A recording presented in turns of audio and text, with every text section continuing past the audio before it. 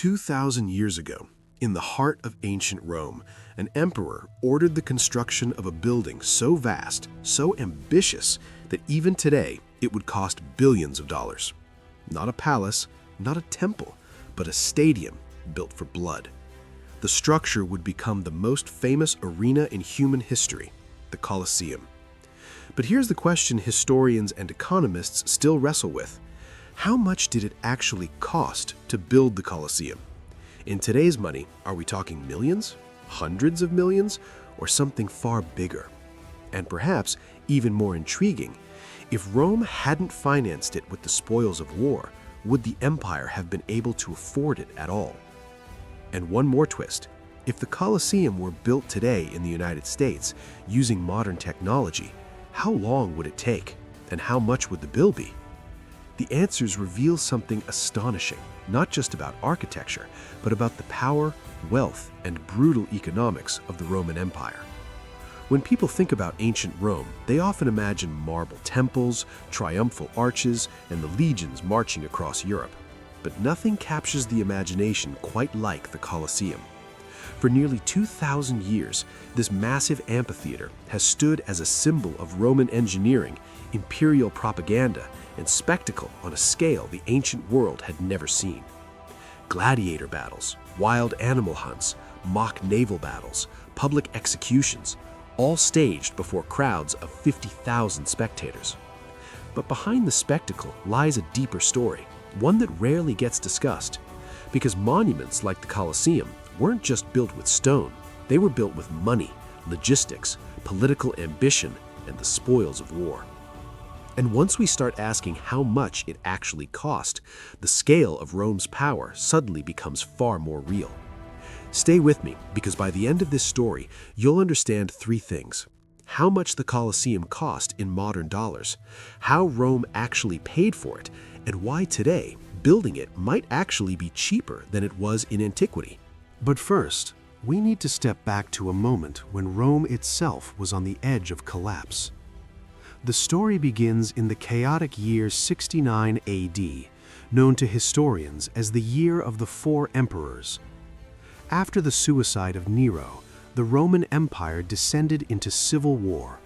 4 different generals claimed the imperial throne within a single year. The empire was exhausted. The treasury had been drained by Nero's extravagance, and Rome itself had become a symbol of imperial excess. In the center of the city stood Nero's infamous palace complex, the Domus Aurea, a vast estate complete with gardens, lakes, and luxury buildings reserved for the emperor alone. To ordinary Romans, it looked like tyranny carved in marble. Then a new emperor emerged, Vespasian, a hardened general from humble origins. Unlike Nero, Vespasian understood something fundamental about Roman politics. Power wasn't just about ruling, it was about winning the loyalty of the people. And so he made a radical decision. Where Nero's private lake once stood, Vespasian would build something entirely different, a public arena for the Roman people. The project would become known as the Flavian Amphitheatre, what we call today the Colosseum. But constructing the largest arena in the ancient world required unimaginable resources: stone quarries, massive transportation networks, tens of thousands of laborers, and vast quantities of Roman concrete, one of the empire's greatest engineering innovations. According to the historian Mary Beard, the Colosseum was not merely architecture, it was political theater in stone, and it came with a price tag that would have terrified most governments even today.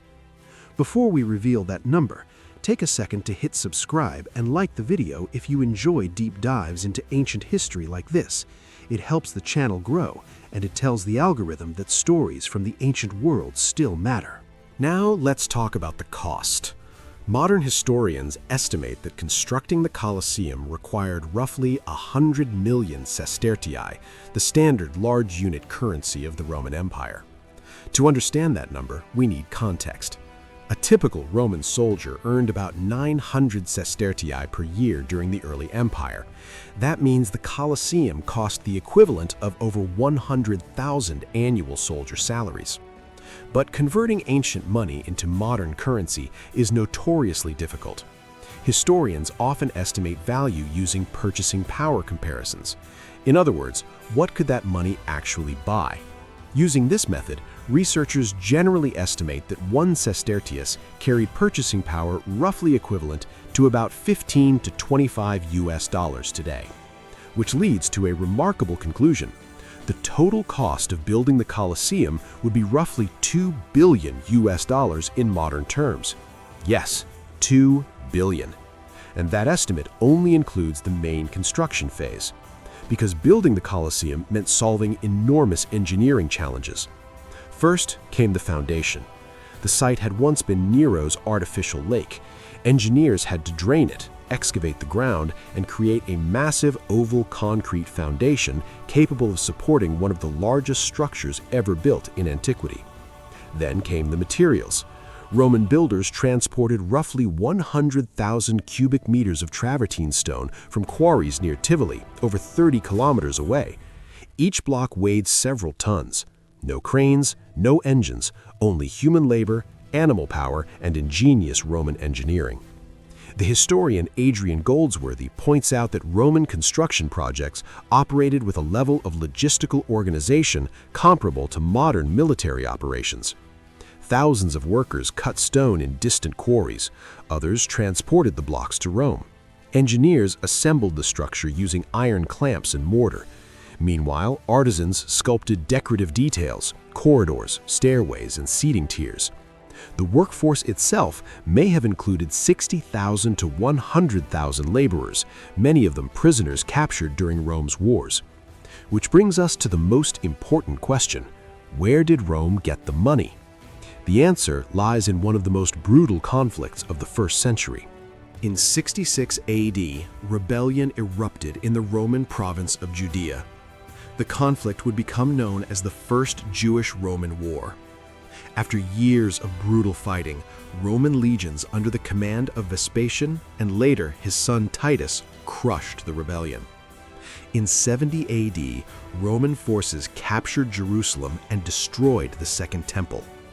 The victory produced enormous wealth: gold and silver treasures, temple artifacts, war spoils from across the province.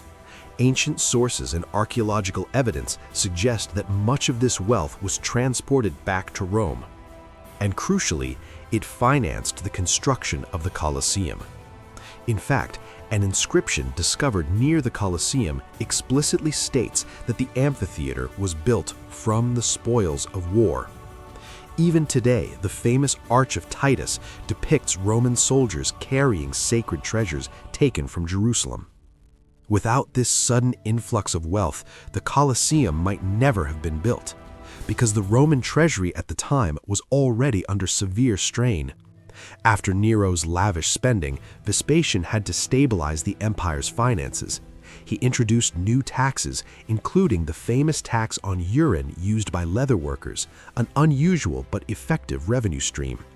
But even with these taxes, funding the Colosseum purely through normal state income would have been extremely difficult. Modern economic estimates suggest that if Rome had relied solely on tax revenue, it might have taken 20 to 50 years to accumulate enough surplus wealth to fund the project. Instead, the war in Judea provided a financial shortcut. In other words, the Colosseum was built not only with stone and labor, but with the wealth of conquest. Construction of the Colosseum began around 72 AD under Vespasian. By 80 AD, the project was completed by his son Titus. The opening ceremonies lasted 100 days. Ancient writers claimed thousands of animals were killed during the inaugural games. Gladiators fought, crowds roared, Rome celebrated. The amphitheater could hold roughly 50,000 spectators, organized in strict social hierarchies reflecting Roman society. At the very top sat the emperor. Below him, senators and elites, and further up, the ordinary citizens of Rome. The Colosseum wasn't just entertainment, it was a political message carved in stone. Rome had survived civil war. Rome had conquered its enemies. Rome had the wealth to build monuments on a scale the world had never seen. Even today, the Colosseum remains one of the greatest engineering achievements of antiquity. But here's the twist. If someone tried to build it today, the numbers would look very different.